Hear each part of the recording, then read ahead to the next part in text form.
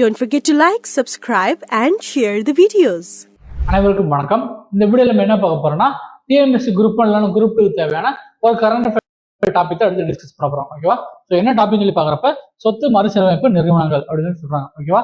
So இந்த மறுசீரமைப்பு நிறுவனங்கள் என்ன இங்கிலீஷ்ல வந்து அசெட் ரீகன்ஸ்ட்ரக்ஷன் கம்பெனி அப்படி மாதிரி சொல்லுவாங்க. ஓகே? சோ அந்த நிறுவனங்களை பத்தி நம்ம வந்து பார்க்க போறோம். ஃபர்ஸ்ட் எதனால நியூஸ் இருக்குன்னு சொல்லி பார்க்கலாம். அதுக்கப்புறம் இந்த நிறுவனங்கள் எதுக்காக கொண்டு வராங்க, இதனால இந்தியன் எக்கனாமிக்கு எந்த மாதிரியான ஒரு ஹெல்ப்ஃபுல்லா வந்து இருக்குது அப்படி மாதிரி எல்லாமே வந்து பார்க்கலாம். ஓகே? இந்திய ரிசர்வ் வங்கி சொத்து மறுசீரமைப்பு நிறுவனங்களுக்கான தீர்வு வழிகாட்டுதலை எளிதாக்குகிறது.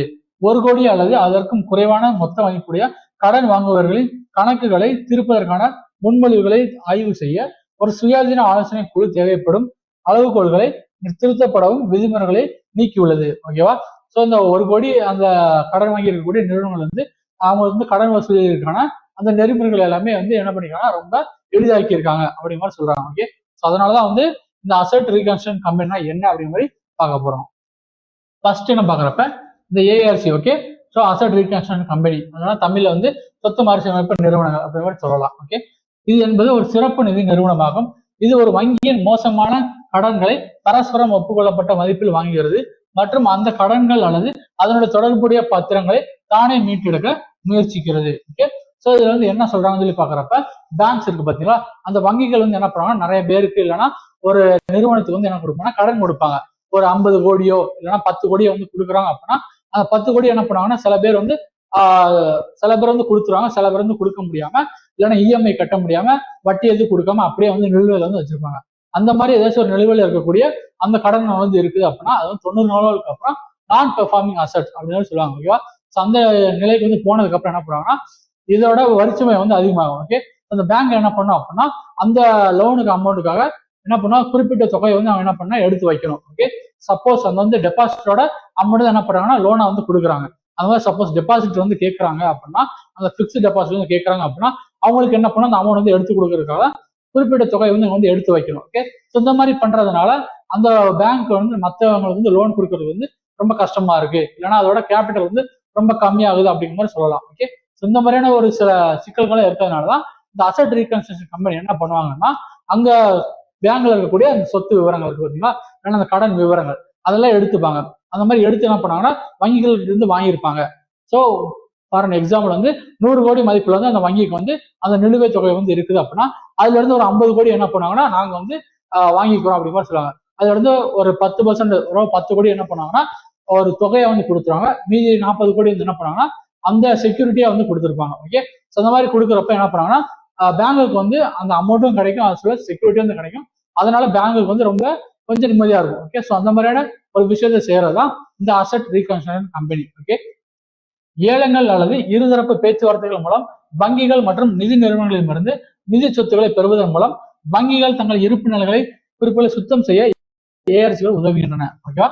ஸோ அந்த மாதிரி சொன்ன மாதிரியே ஒரு பேங்க் இருக்குது அப்படின்னா அந்த பேங்க் இருக்கக்கூடிய அந்த லோன் பெண்டிங்ஸ் எல்லாமே கிளியர் பண்றதுக்கு வந்து இந்த ஏஆர்சி வந்து ரொம்ப ரொம்ப ஹெல்ப்ஃபுல்லா இருக்குது அதே மாதிரி சொல்றாங்க. இந்த ஏஆர்சி என்ன சொல்லுவாங்கன்னா இங்கிலீஷ்ல வந்து இன்னொரு பேட் வந்து பேட் பேங்க் அப்படி மாதிரி நம்மளுக்கு வந்து ஏஆர்சி வந்து நம்மளுக்கு வந்து மென்ஷன் பண்ணுவாங்க. ஓகேவா? ஸோ இவங்க என்ன பண்ணுவாங்கன்னா அந்த வாங்கிற கூட கடன் பற்றிய விவரங்கள். ஓகேவா? ஸோ ஒரு கம்பெனி வந்து சப்போஸ் 10 கோடி வாங்கியிருக்காங்க அப்படின்னா அந்த 10 கோடி அவங்க வந்து என்ன பண்ணுவாங்கன்னா அந்த கடன் பத்திரங்கள் எல்லாமே என்ன பண்ணுவாங்கன்னா இந்த ஏஆர்சி கம்பெனி வந்து வாங்கிப்பாங்க. இந்த ஏஆர்சி கம்பெனி என்ன பண்ணுவாங்கன்னா இங்க இருக்கக்கூடிய அந்த மெம்பர்ஸ் வந்து இருக்கிறாங்க, இல்லைன்னா அந்த ஊழியர்கள் வந்து இருக்காங்க அப்படின்னா அவங்களை யூஸ் பண்ணி யார் கடன் வாங்கியிருக்காங்களோ அவங்களுக்கு கால் பண்றது, அதுக்கப்புறம் வீட்டுக்கு போயிட்டு கேட்கறது, அந்த மாதிரியான விஷயங்கள்லாம் பண்ணி என்ன பண்ணுவாங்கன்னா அவங்ககிட்ட இருந்து சிங்கிள் பேமெண்ட்ல வந்து அந்த அமௌண்ட் வந்து கலெக்ட் பண்ணக்கூடிய ஒரு நிறுவனங்கள் தான் இந்த அசெட் ரீகன்ஸ்ட்ரக்ஷன் கம்பெனி. ஓகேவா? ஸோ அதோட நோக்கங்கள் தான் இதனால வங்கிகளுக்கு வந்து ரொம்ப ரொம்ப உதவிகரமா இருக்குது அப்படிங்கிற மாதிரி சொல்றாங்க. ஏஆர்சிகள் ரிசர்வ் வங்கியின் கீழ் பதிவு செய்யப்பட்டு நிதி சொத்துக்களின் பத்திரமாக்கல் மற்றும் மறுகமைப்பு சட்டம் மற்றும் பத்திர திட்டம். ஓகே? ஸோ வந்து சர்ஃபரைசி ஆக்ட் அப்படின்னு சொல்லுவாங்க 2002 ஆகியவற்றின் கீழ் ஒரு ஒழுங்குபடுத்தப்படுகின்றன. ஓகே? ஸோ இந்த ஆக்டுகளை சொல்லி பாக்குறப்ப இந்த சர்ஃபரைசி ஆக்ட் அப்படி கீழே ஆக்டு கீழே தான் இந்த ஏஆர்சி வந்து இருக்குது அப்படி மாதிரி தெரிஞ்சுக்கணும். அவை ரிசர்வ் வங்கியின் மேற்பார்வை மற்றும் கட்டுப்பாட்டின் கீழ் செயல்படுகின்றன. ஓகேவா? ஸோ இதோட மெயினா பாக்குறப்ப ரிசர்வ் வங்கியோட கண்ட்ரோல் கீழே தான் இந்த நாட்டில் வந்து இந்தியாவில் இருக்கக்கூடிய எல்லா விதமான அந்த அசெட் ரீகன்ஸ்ட்ரக்ஷன் கம்பெனி வந்து இருக்கும். ஓகே? ரிசர்வ் வங்கியின் படி ஏஆர்சி ஆனது நிதி சொத்துக்களை கையப்படுத்தல். ஓகே? ஸோ ஃபர்ஸ்ட் அதோட எந்த மாதிரி அவங்களால டியூட்டிஸ் எல்லாம் ஒர்க்கிங் எல்லாமே அவங்க பண்ணலாம் அப்படி மாதிரி சொல்றப்ப ஃபர்ஸ்ட் என்ன, நிதி சொத்துக்களை கையகப்படுத்துதல், நிர்வாகத்தை மாற்றுதல் அல்லது கையகப்படுத்துதல் அல்லது கடன் வாங்குபவர்களில் வணிகத்தை விற்பனை செய்தல் அல்லது குத்தகைக்கு எடுத்தல், கடன்களை மறுசீரமைப்பு செய்தல், பாதுகாப்பு வட்டியை அமலாக்கம் செய்தல் மற்றும் கடன் வாங்கியவர்கள் செலுத்த வேண்டிய தொகையை தீர்ப்பது. ஓகே, சோ போன்ற செயல்பாடுகளை செய்கிறது. இதோட முக்கியமான வெளியே சொல்லி பாக்குறப்ப அந்த கடன் செலுத்தவர்கள் வந்து சில பேர் வந்து அமௌண்ட் வந்து கொடுக்காம இருந்திருப்பாங்க. ஓகேவா, சோ முன்னாடி சொன்ன இந்த நான் பெர்ஃபார்மிங் அசட்னு சொன்னாங்க பாத்தீங்களா, ஒரு கடனை வாங்கிட்டு 90 நாட்கள் வரைக்கும் வந்து என்ன பண்ணுவாங்கன்னா அதுக்கப்புறம் வந்து ஒரு வட்டி எதுவுமே கொடுக்காம இஎம்ஐ எதுவுமே கட்டாம இருந்தாங்க அப்படின்னா அந்த கடனை வந்து என்ன பண்ணா நான் பெர்ஃபார்மிங் அசட் வந்து மாறிடும். அந்த மாதிரி அசட் எல்லாமே இவங்க வந்து கலெக்ட் பண்ணி கொடுக்கக்கூடிய ஒரு கலெக்டிங் கம்பெனி மாதிரி தான் இந்த ஏஆர்சி வந்து ஒர்க் பண்றாங்க. ஓகேவா, ஏஆர்சிகள் வங்கியின் கடன்களில் ஒரு பகுதியை எடுத்துக்கொள்கின்றன, அவை செயல்படாத சொத்துக்களாக தகுதி பெறுகின்றன. எனவே ஏஆர்சிகள் சொத்து மறுசீரமைப்பு, பத்திரமாக்கல் அல்லது இரண்டு வணிகத்தில் ஈடுபட்டுள்ளன. ஓகேவா, ஸோ அந்த நான் பெர்ஃபார்மிங் அசட் மட்டும் தான் இவங்க வந்து கலெக்ட் பண்ணிப்பாங்க பேங்க் கிட்ட இருந்து. பேங்க் கிட்ட இருந்து எப்படி கனெக்ட் பண்ணாங்கன்னா ஒரு ஏலத்தின் மூலயமாவோ இல்லைன்னா நிறைய அசட் கமிஷன் வந்து வரும். அந்த ஏலத்துல இருந்து யார் வந்து அவங்களுக்கு வந்து நிறைய அமௌண்ட் வந்து கலெக்ட் பண்ணி கொடுக்குறாங்க அப்படி மாதிரி டீலிங் வந்து கொடுப்பாங்க. ஓகே, அவங்ககிட்ட என்ன கொடுப்பாங்கன்னா இவங்க வந்து அமௌண்ட் வந்து அந்த லோன் வந்து கொடுத்துருவாங்க. ஓகே, டீடைல்ஸ் எல்லாமே அதை வச்சுதான் இவங்க என்ன பண்ணாங்கன்னா கலெக்ட் பண்ணிப்பாங்க. கடனை பொறுத்தவரை கடனளிப்பவர் ஓகே முன்பு வைத்திருந்த அனைத்து உரிமைகளும் ஏஆர்சிக்கு மாற்றப்படும். ஓகேவா, சோ ஒரு பேங்க் வந்து சப்போஸ் ஒரு பர்சன் வந்து இப்ப நானே வந்து ஒரு பேங்க்ல போயிட்டு கடன் வாங்குறப்பனா என்னோட டாக்குமெண்ட்ஸ் எல்லாமே வந்து அந்த பேங்க் கிட்ட இருந்து இருக்கும். சப்போஸ் அந்த பேங்க் கிட்ட இருந்து அவங்க வந்து என்னோட லோன் அந்த டாக்குமெண்ட்ஸ் எல்லாமே என்ன பண்ணுவாங்கன்னா ஏஆர்சி வந்து வாங்கிப்பாங்க. ஓகே, அதுக்கப்புறம் என்னோட ஃபுல் கண்ட்ரோலும் யார்கிட்ட போகும் அப்படின்னா ஏஆர்சி கிட்ட தான் போகும். ஏஆர்சி வந்து என்ன பண்ணுவாங்கன்னா என்கிட்ட வந்து கேட்டு கடனை வந்து வசூலிச்சு பேங்க் வந்து கொடுப்பாங்க. ஓகே, பத்திரமாக்கல் அல்லது சொத்து மறுகடமைப்பு வணிகத்தை தொடங்க ஒரு ஏஆர்சிக்கு குறைந்த நிகர சொந்தமான நிதியாக 300 கோடி இருக்க வேண்டும். ஓகேவா, ஸோ ஃபர்ஸ்ட் பாக்குறப்பன்னா ஒரு ஃபர்ஸ்ட் ஒரு ஏஆர்சி கம்பெனி வந்து ஸ்டார்ட் பண்றாங்க. இந்த மாதிரி வந்து உங்களோட பேங்க்ல இருந்து இந்த லோன் நான் பெர்ஃபார்மிங் அசட் எல்லாமே வாங்கிக்கிறோம் அப்படின்னு சொல்லி சொல்றப்ப ஃபர்ஸ்ட் ஆரம்பிக்கிறப்ப அவங்க வந்து 300 கோடி வந்து அவங்க வந்து இருப்பு தொகை வந்து இருக்கணும். அப்படி இருந்தால் மட்டும்தான் அவங்களால இது வந்து ஓப்பன் பண்ண முடியும். அதன் மொத்த இடர் எடையுள்ள சொத்துக்களில் குறைந்தபட்சம் 15 மூலதன போதுமான அளவு விகிதத்தை பராமரிக்கவும் அவை கட்டாயப்படுத்தப்பட்டுள்ளன. ஓகேவா, சோ அவங்க வந்து என்ன பண்ணாலும் இந்த 300 கோடியில இருந்து ஒரு 15% வந்து எப்பவுமே அவங்க வந்து இருக்கணும், மூலதனமா அவங்க வந்து இருக்கணும் அப்படிங்கிற மாதிரி சொல்றாங்க. ஓகே, சோ 300 கோடியில இருந்து பாக்குறப்ப நம்மளுக்கு வந்து 50% வந்து வந்து கண்டிப்பா வச்சிருக்கணும். அதை மீது இருக்கக்கூடிய அமௌண்ட் வந்து என்ன பண்ணாங்கன்னா அவங்க வந்து நான் பெர்ஃபார்மிங் அசட் எல்லாமே வாங்கிப்பாங்க.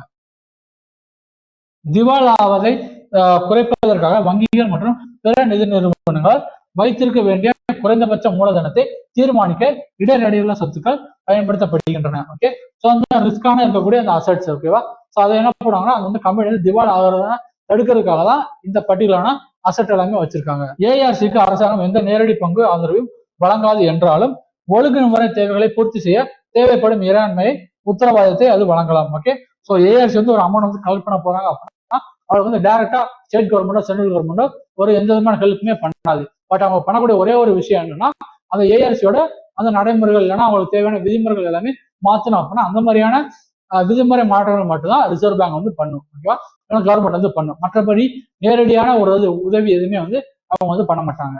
ஸோ ஓகேவா, ஸோ இந்த வீடியோ என்ன பார்த்துருக்கோம்னா ஏஆர்சி அதாவது சொத்து மறுசீரமைப்பு நிறுவனங்கள் அப்படி சொல்லி நம்மளுக்கு வந்து பார்த்துருக்கோம். இது வந்து இந்தியன் எக்கானமி வந்து ரொம்ப ரொம்ப ஒரு முக்கியமான ஒரு ஏரியா தான். ஓகேவா, எதனால அப்படின்னு சொல்லி பாக்குறப்ப இப்ப சப்போஸ் ஒரு பேங்க் வந்து ஒரு கம்பெனிக்கு வந்து 100 கோடி வந்து கொடுத்துருக்காங்க. அந்த 100 கோடி கம்பெனி வந்து என்ன பண்ணாங்கன்னா அவங்க வந்து திரும்பி கொடுக்க முடியாம அவர் வேற ஒரு நாட்டுக்கு வந்து தப்பிச்சு போயிட்டாங்க, இல்லைன்னா வேற ஒரு இடத்துக்கு போய் ஒளிஞ்சிருக்காங்க, இல்லைன்னா வேற ஒரு விஷயத்தினால அவங்க வந்து தலைமறைவா இருக்கிறாங்க.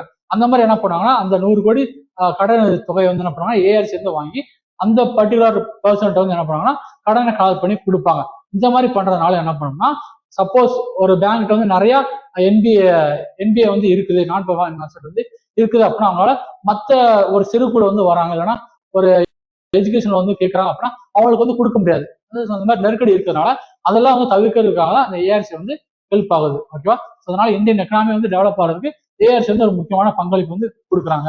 அப்படி மாதிரி ஒரு இது வந்து இருக்குது. ஓகேவா, ஸோ இந்த அசட் ரிகேஷன் கம்பெனி பத்தி உங்களுக்கு வேற சந்தேகம் இருந்துச்சு அப்படின்னா கீழே கமெண்ட் செக்ஷன்ல வந்து போடுங்க, கண்டிப்பா ரிப்ளை பண்றேன். ஸோ அடுத்த வீடியோல பார்க்கலாம். அதோடய உங்களோட விடைபெறுவது கணேஷ் ஐஎஸ் அகாடமி.